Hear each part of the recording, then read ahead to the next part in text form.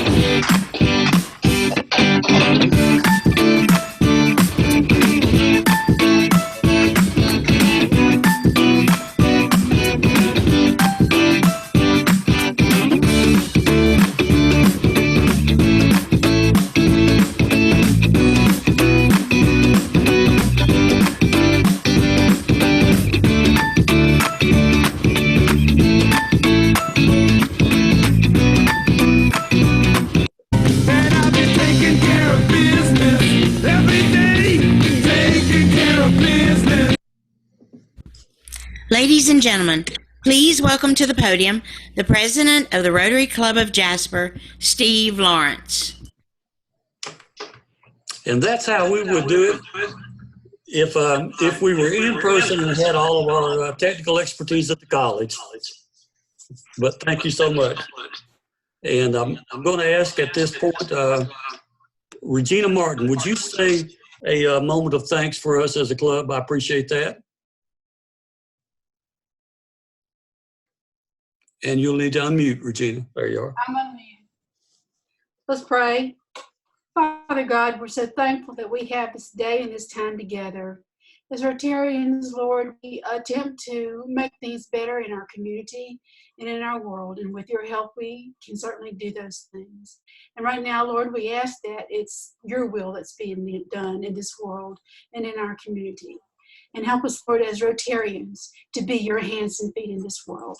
Thank you for this day. We pray in Jesus' name. Amen. Amen. And Josh Tippins, would you recite our pledge, please, for all of us? I pledge allegiance to the flag of the United States of America and to the republic for which it stands, one nation, under God, indivisible, with liberty and justice for all. Thank you, sir. And with that being done, I'm now going to ask District Governor Don Martin if he would say a few words to us about District Assembly that's coming up this weekend. And we want to try to get as many people involved in District Assembly as we can. District Governor Martin. Okay, thanks, Steve. For whatever reason, I'm not able to get in on the phone line. Does this sound any better now than it was before? We can hear you. Okay. So somebody had both their phone and their computer on. It sounded like that was what was causing part of the feedback. The district assembly is normally an in-person event, normally 150, sometimes we get as many as 200 folks. And you can normally go to one general assembly and one or two breakouts. That's all we can do in a day. Since we're doing it virtually this year, we will have a general assembly on Saturday at 9 o'clock. And the link for that is on DACDV, or it's at the top of the district webpage, or it's at the homepage to get to that link and register for any of the classes.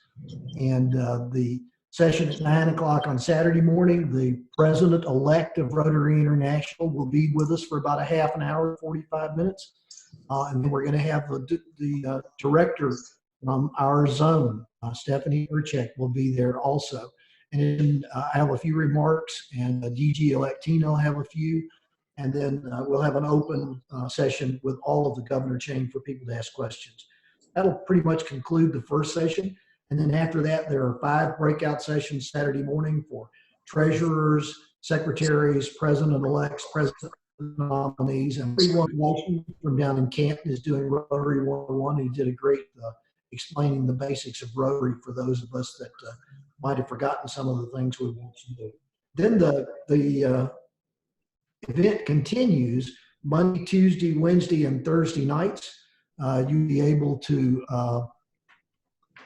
the host stopped my video. So I know, I guess you can see my name at this point. At any rate, Monday, Tuesday, Wednesday, and Thursday, you can you can sign in and do another 14 classes, and they're all on. You can register for all of those individually as well. So those are the key things there. Another date to hold on your calendar is June the 13th. That'll be the district awards gala. We're going to do it virtually, unfortunately, but we will be giving out a year's worth of awards, and you'll want to attend that night. Another date for your calendar is May the 26th at 7 o'clock. That's the next district all call. Last night's was great.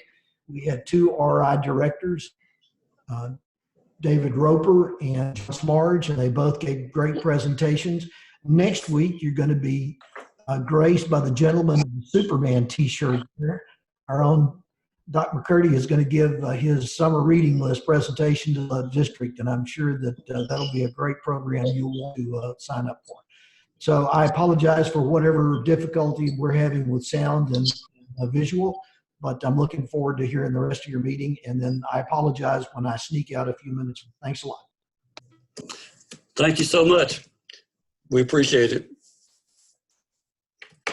I have one announcement that I want to do. Actually, John Snavy had mentioned this earlier, and although Gina Penley is not going to be with us, I want to announce to the club that we did receive what we had participated with in Mardi Gras, and our part of that was just a little over $14,000. And Mr. Looney, you correct me if I'm wrong on that, but I think it was right at $14,000. And so we gratefully appreciate everyone's assistance with Mardi Gras and all of those who did a lot more work than I done. Thank you so much for that. Steve, this is Judy. Can I say something? Of course. Reference District Assembly. For those who have not yet seen the weekly bulletin, there is an article in there that includes the links to all of the sessions, including the opening session on Saturday, but it also includes links to all of the sessions for the District Assembly. So if you haven't had an opportunity to look at that, you can browse down through there and see the sessions that you would be interested in attending, and click on the link and go and register that way. So Judy, I have not yet signed up for that, but I think that you have to register before you can actually join into that District Assembly, don't you? My understanding is yes. I personally have signed up for the opening session, and I got an email and all the information I needed. So yes, you do need to register for each session that you want to attend. But again, all those links are in this week's bulletin. So if you haven't had a chance to look at that, that is one way that you can access. You can also access it on DACDB, and you do have to register ahead of time. So yes. And Judy, did that come from you on the Yes, email? the email for the bulletin comes from me each week, and it came out yesterday morning. So Okay, there is an and article specifically about District Assembly that included all of the links to all of the sessions. So if you didn't receive that, I'm not sure why you wouldn't receive it. All members of the club should have received it. But if you need that information again, let me know and I'll resend it. Thank you. Mm-hmm. So one quick question about District Assembly, and I think, has Don already left us? I think he has. Judy, are you aware if this is going to be recorded? Did you read that anywhere? I'm still here. They just blocked out my video. Okay, Don is here. Got some sort of bandwidth. So it will be eventually recorded and posted probably about a week after the event, just so you'll know you don't get attending video later. You need to be on either Saturday or Monday to Thursday sessions to actually get credit. And so Max is concerned about that because that goes into his points total for next year. But if you just want the knowledge, they'll be up on the district's in a few days. Great. Thank you. Thank you, Don. One more clearing event that we need. And this concerns Josh Tippins, who also is so good to host this meeting for us every week. May is the month when we give back all of the money for those of you who contribute to first readers annually in May. Then we cut first readers a check for all of the funds that have been collected as given by all of the all Rotarians. In addition to that, occasionally we extend a little more to them, and this year we did that. So the amount of our funds was roughly that collected almost $1,700.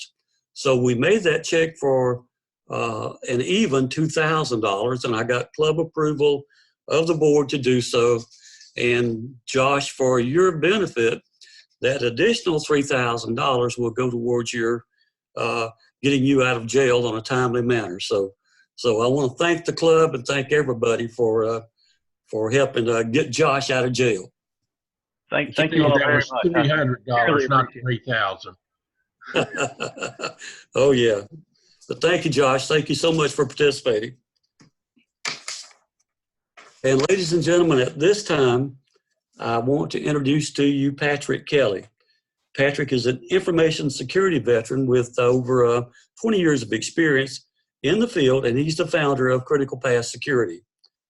He has spoken on panels with members from the FBI, the CIA, and the NSA. He's an ongoing cybersecurity expert for 11 Alive and NBC News. He is often requested to provide offensive security services for his customers with special requests, such as breaching and commandeering freight trains. I got to hear more about that. Luxury maritime vessels and personal jets. His skill, precision, and discretion are sought after assets in the personal high net worth market. Additionally, he has been contracted to locate cyber criminals internationally to prevent the kidnapping and ransom of family members. His research has been covered by Fortune, Bleeping Computer, CNN, NBC News, The Guardian, Globe and Mail, and Krebs Security Online. Ladies and gentlemen, it is my pleasure to introduce to you Patrick Kelley. Thank you, Patrick. Thank you. Man, that that bio always sounds like I've done more than I feel like I've done over the years. But it's been an interesting ride, that's for certain. We're going to try my next challenge and see if I can get my screen to share. See how this works out. Let's see. Here we go. Let's try this out. Okay, can we see everything? Good? Yeah. Thumbs up, thumbs down? Yes, sir. Yes. Perfect. Okay. First off, it's great to be here with you.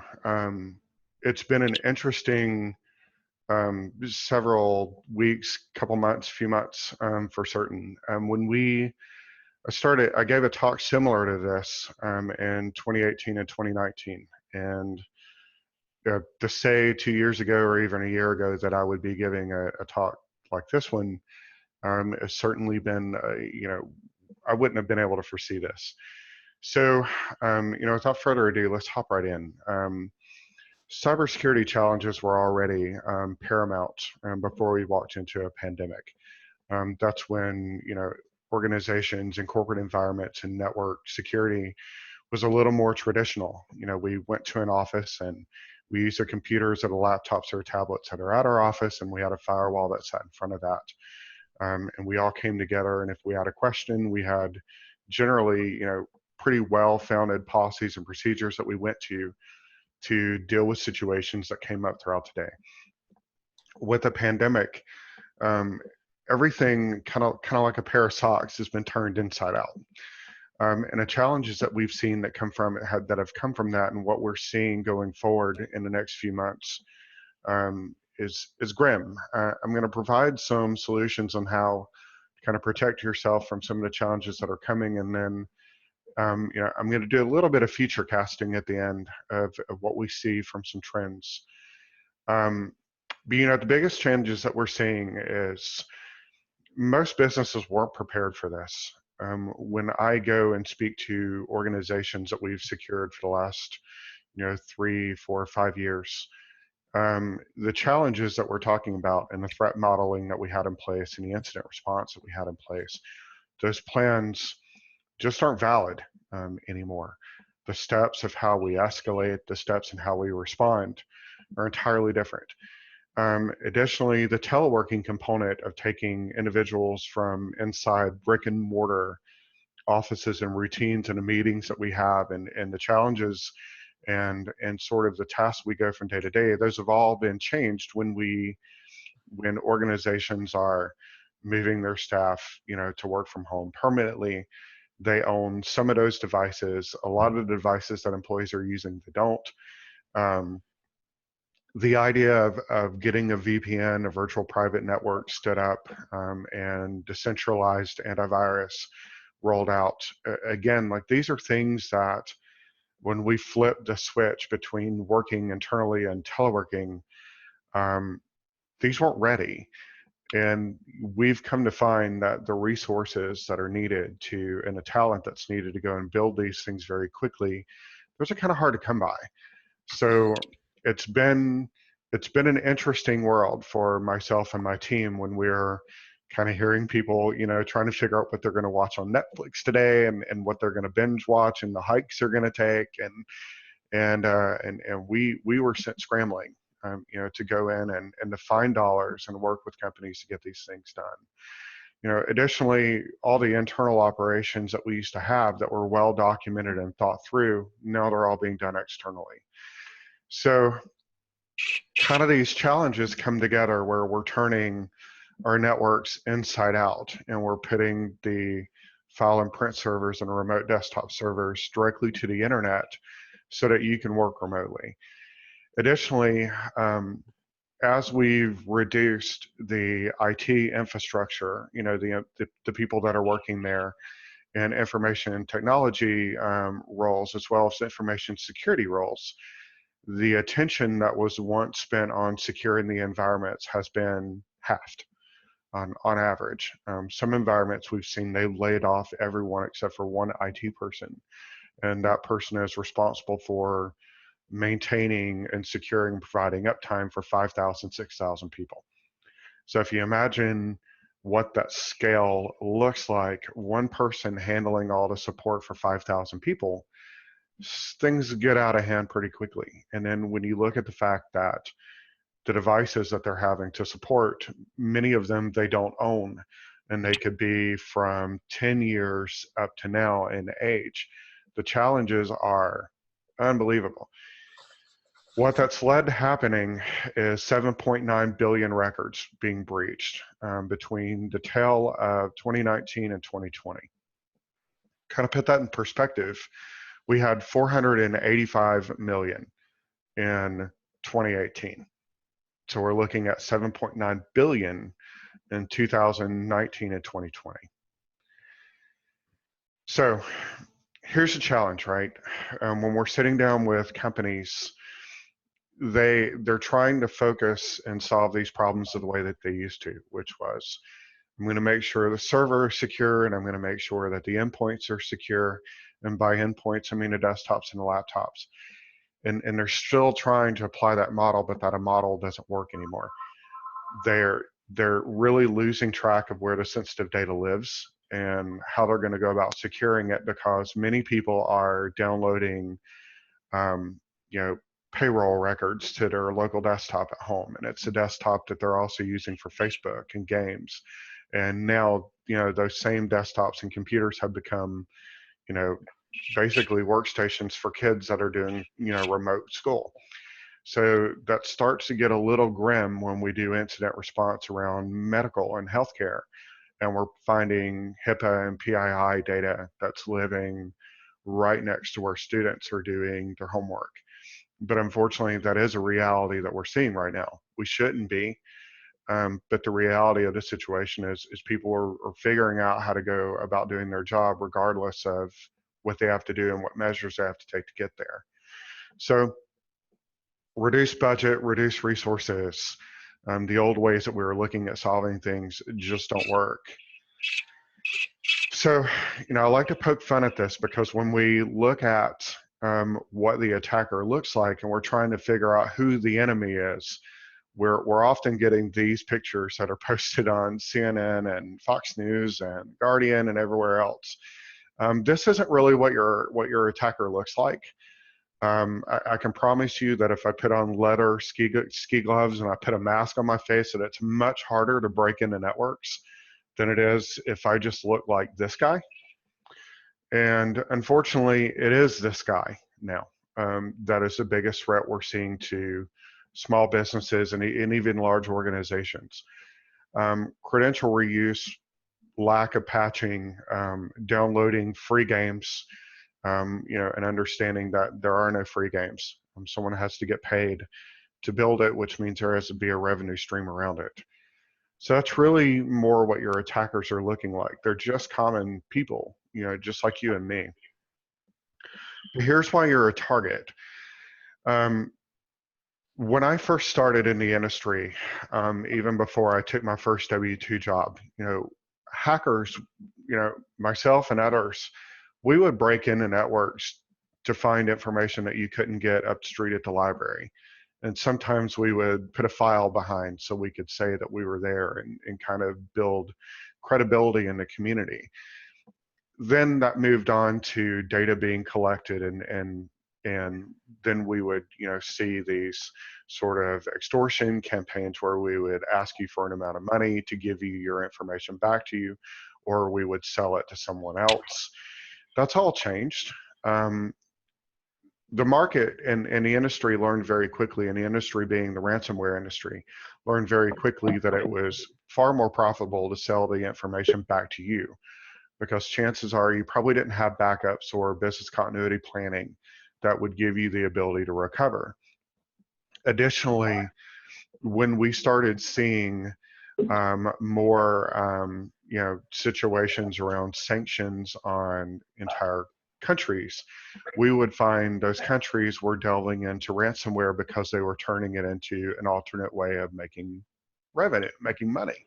So if we had financial sanctions against North Korea and they still wanted to move forward with their previously determined plans, they were moving into ransomware because they were able to transfer those funds through Bitcoin and other cryptocurrency without it being very loosely tracked, and continue moving forward with their ambitions. So over the last 20 years, we've seen sort of a hacking for fun to a hacking for money to now a nation state's attack. And the understanding is clear that most companies, if they don't have good backup plans, if they fall to a ransomware attack, they're probably not going to survive. So to put some numbers behind it, about 85% of businesses that are under 25 employees will not recover from a ransomware attack. Even if they get cybersecurity insurance, if they have to use it and all the data is lost, even the money is not going to be enough to rebuild that data, recover the data, or move forward. Additionally, FBI is starting to go and close portals down quicker so that your ability to go and pay ransomware is being reduced. It used to be a couple of days, now we're down to a matter of hours. So, the unexpected consequences that have come out of it is we're having meetings like this, right? I remember 11 years ago when I went to my last Rotary meeting in Pickens County in Jasper, that we met in person, and there was food, and we prayed in person, and we talked, and we took notes, and there were records, and there are a lot of different things that go around. Well, that's all been ramped up, right? So this one meeting is one example. Zoom saw a 20-time growth in the amount of meetings that we're hosting in a matter of 2 weeks. So imagine if you're in a business today and you've got a brick and mortar or Main Street, and tomorrow you have 20 times the amount of people. You're going to be very thankful, that you have 20 times the amount of business, but at the same time, if you're not prepared with, supply chain and knowing that you have stock that's going to be restored in time, 20% growth can actually put you out of business. The more people that come and see that you don't have something they're looking for, the less chance that they're going to come back, no matter how successful and how great of a product you are. The other side is that teleworking policies really didn't exist for the companies that we've gone in and consulted with. So there wasn't a definition that they had to log in at a particular time and that they had to use a VPN, or they needed to have a dedicated computer that what they were going to use, or if they were going to attend meetings, they had to have a professional setting behind them if they're going to be speaking with customers. Or maybe we didn't want little Johnny running across the room with a knife chasing his sister, while we're talking to the board of directors. So like this is it's a far different world that we're in right now. One of the bigger problems we're seeing though is credential reuse.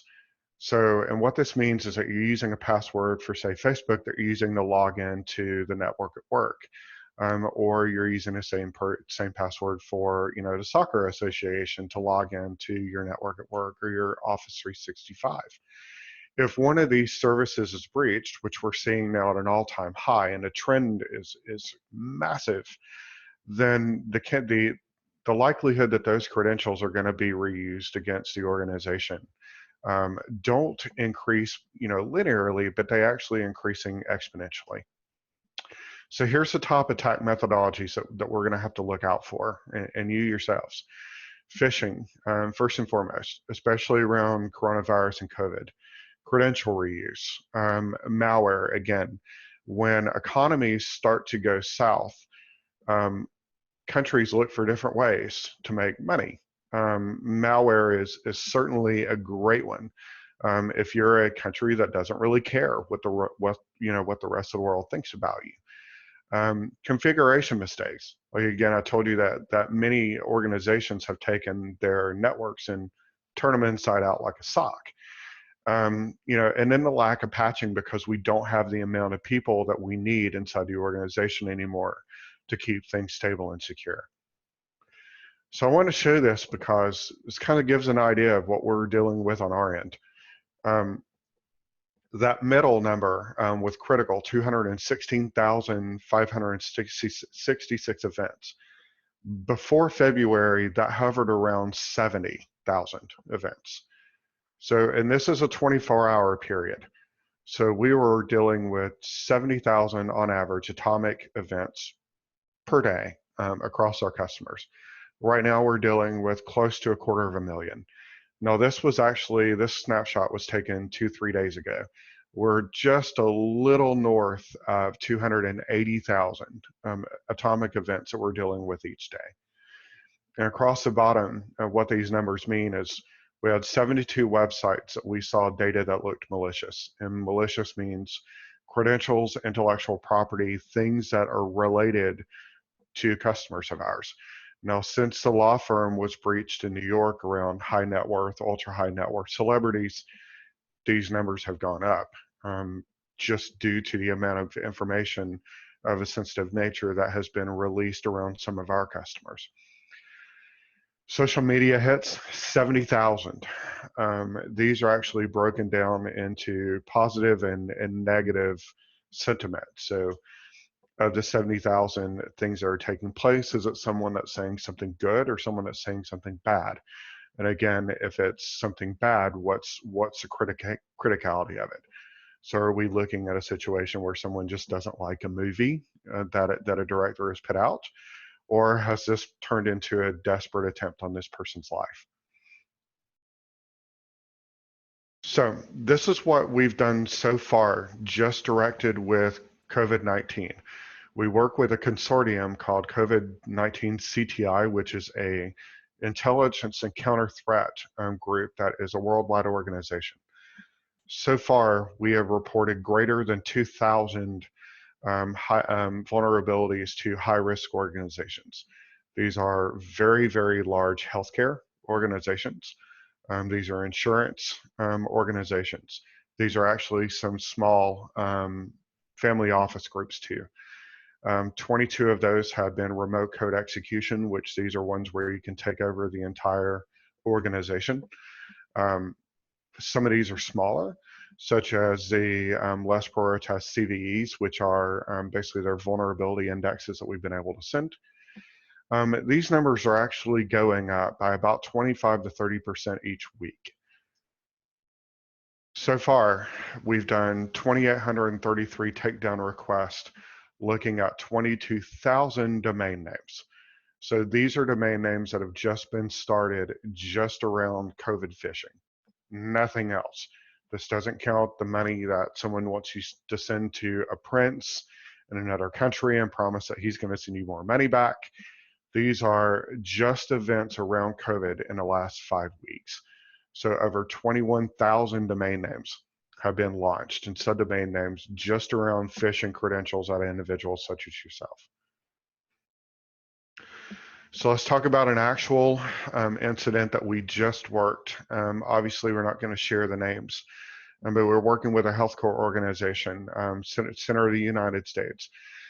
They had turned their remote desktop servers, basically the ability for the employees to remote in and work from home. They had turned those, faced them directly at the internet, put them outside the firewalls. They had not done patching. The server was over 12 years old, which means it is end of life with Microsoft.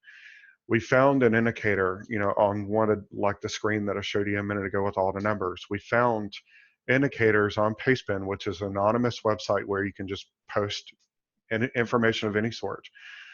But we found indicators that a server had been breached and it had been associated to healthcare. This was the finance server for that medical industry.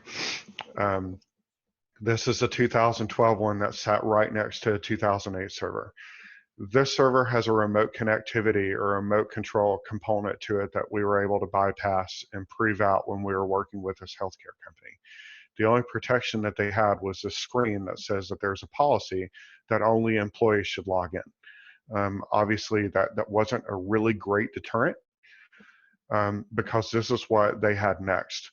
So these are actually different organizations that were able to remote control the healthcare server to pass data back and forth. So we have some family medicine, we have some arthritis groups, we have a medical group. These were all that were able to fully remote control and pass data back and forth. Unfortunately, this server was built in 2008, Windows 2008 server, and it had unpatched vulnerabilities, which means you really didn't need any of these accounts. You could just bypass the authentication portions and log right in. Unfortunately, this is another one connected in the same group, but this was for women's health. Again, if you didn't have an account on those servers, it doesn't really matter. You can bypass the authentication because the vulnerability exists. Now, the unfortunate thing is that those are two examples of more than 100,000 medical remote desktop servers that are vulnerable on the internet as of an hour ago.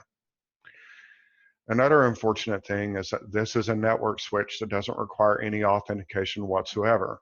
This network switch is sitting right behind, or actually be right next to one of the servers I just showed you. So if you couldn't get into the server, you can connect directly to the switch that connects all of those devices together. No credentials were required. If you knew the IP address for this environment, you could log straight in. So I told you I wasn't going to make it all, Graham, and I was going to give you some opportunities to go and fix these things even for yourself. The important thing these examples are showing is that we're not leveraging proper access control. Like for instance, if we're going to share things out to the internet, we need to have the ability to control who can access those, and we need to make sure that that access is only granted when it's necessary. When you don't have things patched, it removes that ability to do so, right? The other side of it is that we were seeing entire offices being able to remote into this hospital's network. I don't think that that's really the best thing to do, right? Because we don't know how many people are working in that office. We don't know who's logging in. We don't know how much data or what type of data they're moving back and forth. So again, when it comes down to preventing these attacks and responding to them, even if you have cybersecurity insurance, you're going to get to the point where you have to prove attribution, which is we know that this person at this place did this thing. If you're having entire offices log in, you can't really pinpoint down who the threat actor was. And if patches weren't applied to the systems, that's going to make it even harder. The other part of it is that in each of these situations, they didn't really know where the sensitive data lived. So was data being copied from this environment into the family office, and we didn't know that that was taking place? And then on the other side of it, how do we prove it? You know, what logs are in place? So these things lead to ransomware, which is where I showed that screenshot a moment ago where you could do a full remote control of it. The final goal of the threat actor was to introduce ransomware into that hospital, because they know that there's an insurance company that's large, that has a very large probability that they're going to pay whatever that ransomware figure is to gain control of the environment, so that they don't have to go through the disclosure and notifying 20, 30,000 people that there's a data breach and their records were part of that. Now, the problem is, if ransom had been distributed and had been activated in that environment, the only way back, more than likely, is going to be doing a restoration of data. So where this becomes important, and it becomes even harder right now during COVID, is that you have to know the changes that you're making to the environment so that you know where the data lives, you know how you're going to back these things up. This takes a great deal of change control and understanding what you're moving around and tracking it. But the most important thing you can do right now is to know where that data lives, know that you have a backup, and know how you're going to restore that and who you're going to need to help you get through. So let's talk about phishing and credential reuse, because this is becoming by far the largest attack that we're seeing so far. 95% or more of the engagements that we're on, when we're asked to break into organizations or asked to do incident response, greater than 95% of those have data and credentials that have been breached previously. The ability to just remote into an environment and take over is actually quite easy, because we're moving things into Office 365 and similar. So if we're finding breached credentials, we can reuse those. So again, as I mentioned earlier, 445.6 million records exposed in 2018, 7.9 billion records exposed between 2019 and 2020. So here's my advice. Assume your credentials have been leaked. Just starting right here today. Chances are, the places that you've logged in, Facebook, LinkedIn, Fitbit, your bank, your healthcare, the fitness apps that are on your phone, all of these things, almost all of those companies have reduced their staff. Their ability to monitor and review security logs has been greatly diminished. So it should be assumed that at some point in time, they're going to be breached. And at some point in time, your credentials are going to be part of it. So the best action that you're going to have, protect yourself from that, is going to be things like two-factor authentication. So kind of explaining what that means if you've not used it before. If I log into a website that requires two-factor authentication, more than likely I'm going to put a username, a password, and then it's going to want to send a text message to my phone, or it's going to want to call me, or I might have an app that's on my phone, like Microsoft or Google Authenticator, Duo, something similar, that's going to ping you, and it's going to have a token that you have to type in that lasts only about 30, 45 seconds. Now, this is extraordinarily valuable, because if your credentials are breached, you still have to have that second factor of authentication, which means they have to have your phone, or they have to have some other thing that you have on your possession. So just kind of a real world story, and a short one at that. About 3 years ago, I was woken up at 3:30 in the morning from a text message from one of the financial institutions that I work with. It was asking me to put in my 6-digit PIN code to get into my account. Now, I used to stay up till 3:30 in the morning. I have to say that these days, 10:30 at night is pushing it for me. So to think that I would be up at 3:30 in the morning checking out my financials, not normal. So I was able to prevent someone from logging into my account by having that second factor. Additionally, I reset my password with that financial provider, and I notified them that I believe that there's potentially a breach that was coming. About 4 months later, we found out there was a breach that took place. So two-factor authentication is an amazing thing, and usually you can get it for free. Almost all your banks are using it. Healthcare is using it. Social media is using it. Organizations are getting better at deploying two-factor authentication due to regulatory needs. So something to keep in mind, because it's really picking up, is you're going to get a ton of emails related to COVID-19 and coronavirus. Almost all of these are going to be bringing out some large sense of urgency that you need to take a look at something they've sent you so that you can know, if your family members are at risk, or if you're at risk, or what you need to do in response to it. The unfortunate thing about this situation is that the rate of clicking on these emails and the links in them are so much higher than what we had seen in the past. Everyone wants to know what they need to do. Everyone is worried about how this pandemic is going to impact them. But the rules for how we deal with phishing are the same as they were before. If you get a link in an email, don't click on it. If it's from an organization that you've worked with and copy the link, review it, or go directly to that website, log in, and take a look at the alert or the information that's there. Anything that has a heightened sense of urgency to it should automatically kind of flag in your head that maybe this is an email that I need to put some caution around.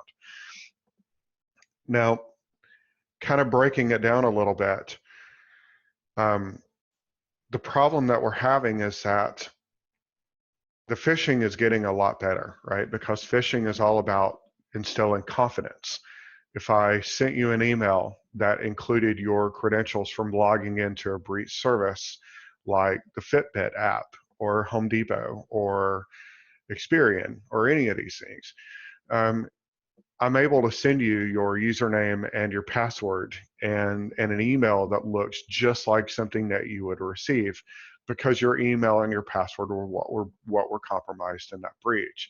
So this becomes very complicated, because if I'm trying to phish someone and confidence is my goal that I want to achieve, an email that looks like a service that you signed up for using your username and one of your passwords that you legitimately used on that service is going to make you feel like this is something that's real. Again, don't click on those links. I highly recommend that if you are concerned that that password is one you're still using there, go straight to the website, resave it, or reset it. And then again, use a password manager, LastPass, 1Password. These are great free options that you can use to prevent from using passwords at the same place. I want to provide this example for you real quick, because I have a lot of folks that will come and talk to me after events and say, I don't feel like we're a target. I don't feel like my credentials are what someone would want to look for. I've already kind of defined to you, right, that your dollar spends just as good as Emory's dollars in a ransomware situation. So Emory Healthcare alone, in the last 4 years, have had 9,801 credential pairs that have been leaked in various third-party breaches. Now, mind you, this wasn't a breach of Emory Healthcare. These were credentials that were leaked through third-party services. The unfortunate thing, though, is that most people are reusing credentials. So the credentials seen here could likely be used against Emory Healthcare. Because we have to keep in mind that we have to get it right as defenders and as targets. We have to get it right all the time. Our systems always have to be patched. Our credentials always have to be unique. We always have to have two-factor authentication in place. If an attacker wants to get into an organization, they only have to find one person that did it wrong, so that it's already stacked against us, right? And so our diligence to protect ourselves in these situations has to be greater than the effort that's exerted by the attacker. So again, here's the things to keep in mind.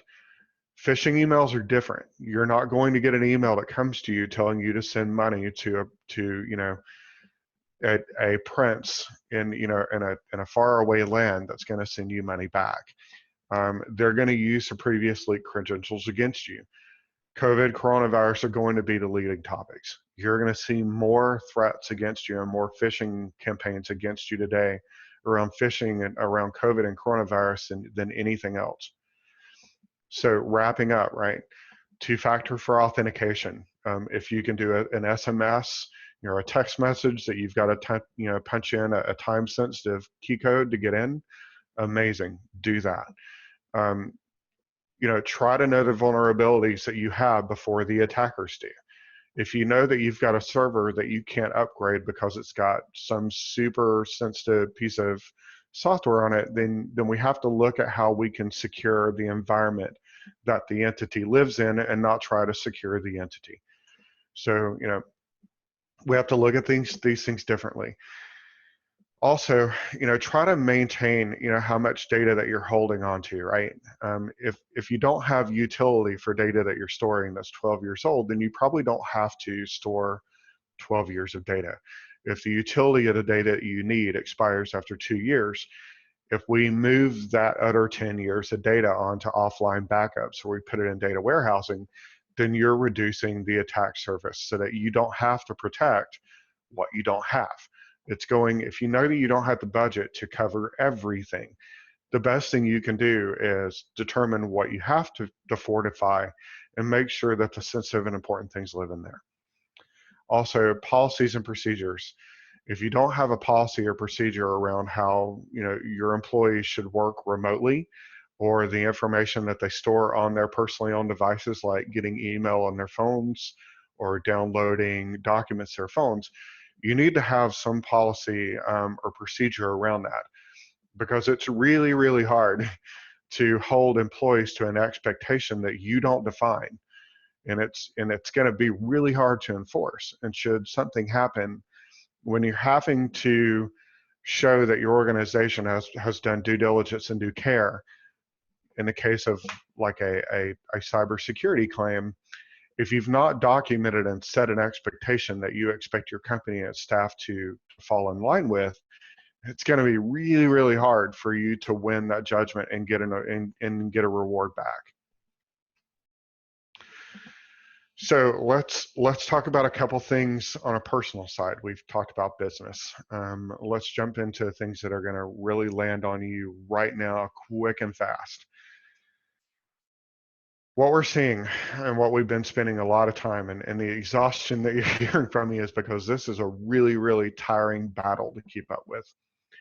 But we've seen a new business come up around identities being stolen of those that are victims or have fallen fatal to COVID and coronavirus.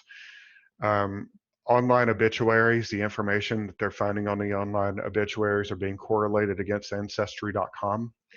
It's being done so that they can answer challenge questions where people live, the phone numbers that they have, they can call as a child or a dependent for someone that has just passed, provide the information such as addresses and phone numbers. All of this information is being correlated so that they can go and do identity theft and redirect death benefits, redirect Social Security payouts, redirect things that are being defined in estates. And unfortunately, this has become a pretty big business. So we're seeing most identities are being sold for around $3 a piece if you want one that's not been sold or used before. If you're willing to buy them in bulk, understanding that maybe some of the identities have already been reused, you can get both discounts. So the other day in an controlled exercise we had with law enforcement, we found that you can get a bulk of them for about $1.75 a piece per person. And this is a really tough situation.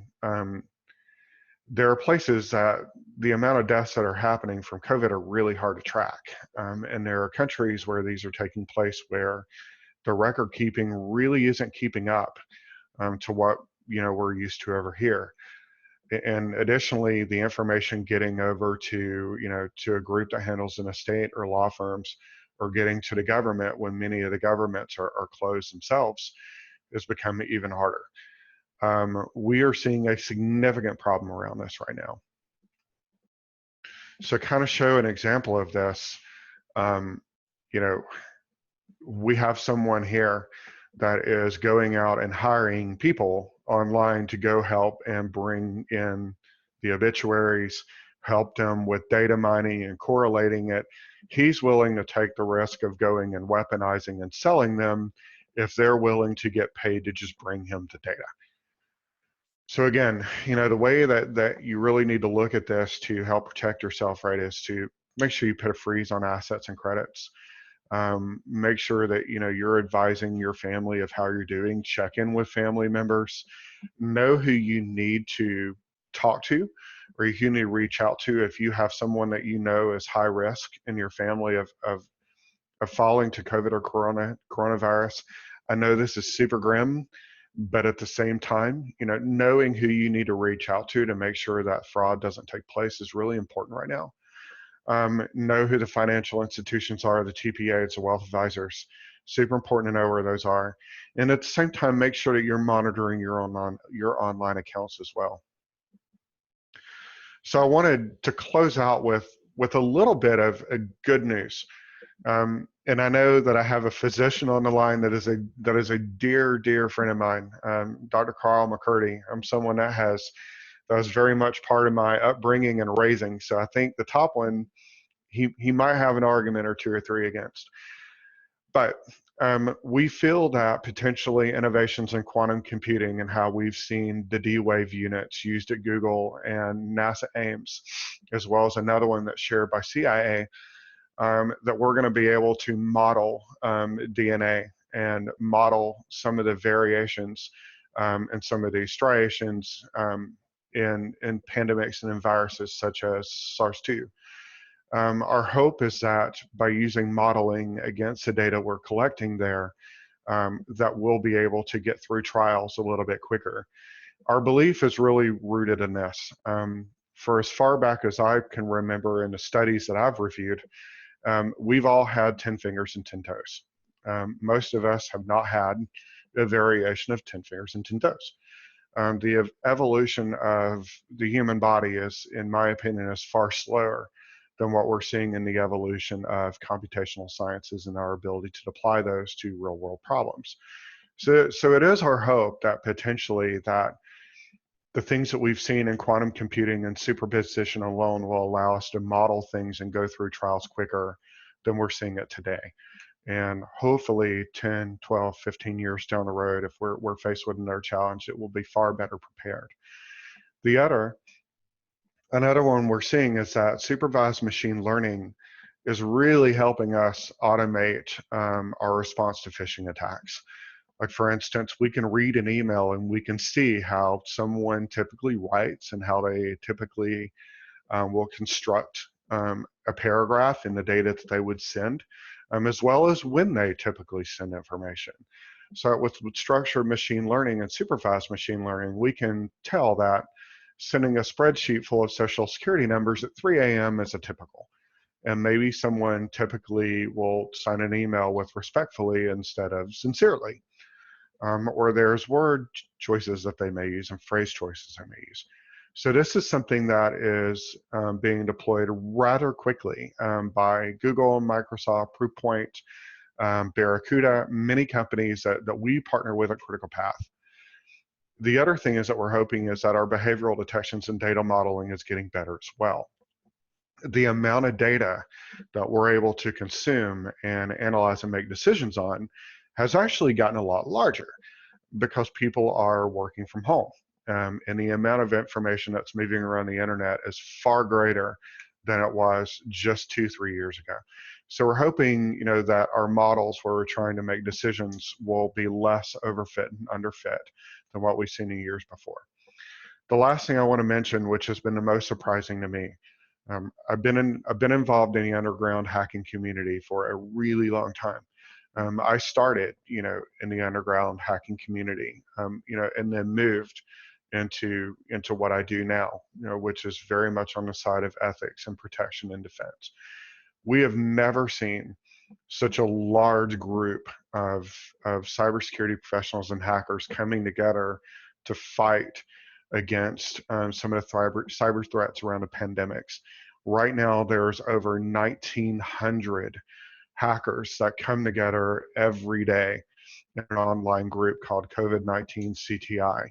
We are constantly sharing data back and forth between Blue Cross Blue Shield, the FBI, CIA, State Farm, Coca-Cola.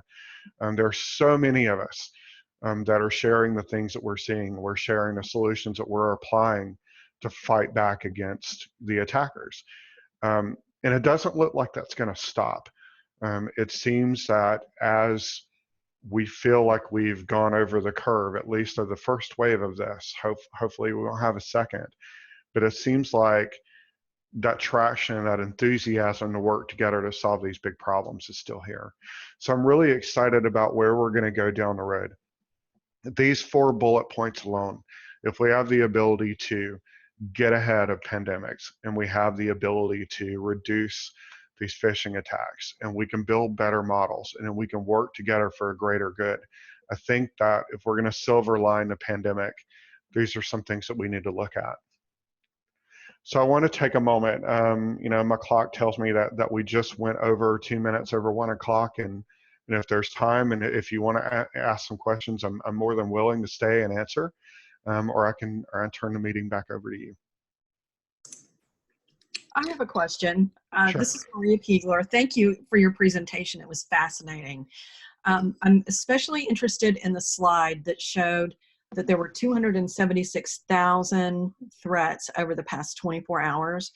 Based on the data, where do you think the biggest threat to the U.S. is right now during the pandemic? Is it to healthcare organizations? Is it to government institutions?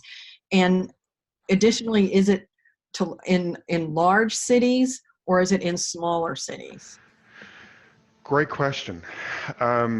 I'm going to have some unfortunate bias, and I'm going to say that I believe the greatest focus on attacks has been in healthcare, but that's largely because it's where I spend most of my time. It's critical path business is about 17-18% healthcare, you know, around 38-39% finance. So that's a pretty big bias. But what we're seeing is attacks against healthcare being both hospitals and care organizations. We're seeing a lot of attacks against actual pharmaceutical companies, huge attacks against your Baxters and your Abbotts, those that are trying to build you know, responses and vaccines and treatments. You know, the street value of that data, you know, if you were to have it or you were to ransomware it, is astronomical. Like potentially it could change the entire economic footprint of a small country. So we're seeing that. Regarding cities, you know, the bad thing about the internet is the internet knows no borders and no boundaries.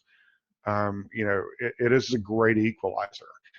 Where conventional warfare used to be, you know, the largest army wins and the greatest tactician wins. It's not really the case anymore. You know, any person that's sitting on the end of a laptop that knows something that the rest of the world doesn't can launch just as devastating, you know, of an act of war as your most capable government. So, I mean, the internet has no borders, it has no boundaries. It is a great equalizer. It's the thing that made a big world really small. And I think we're living that right now with all of us on a virtual meeting. And honestly, I could be anywhere and be talking to you today. So, but I think individuals have to take very good care of their own security because the government just doesn't have the resources to do that right now. Do we have any other questions? Thank you. Thank you, Pat. Thank you, Patrick. Does anyone else have any questions?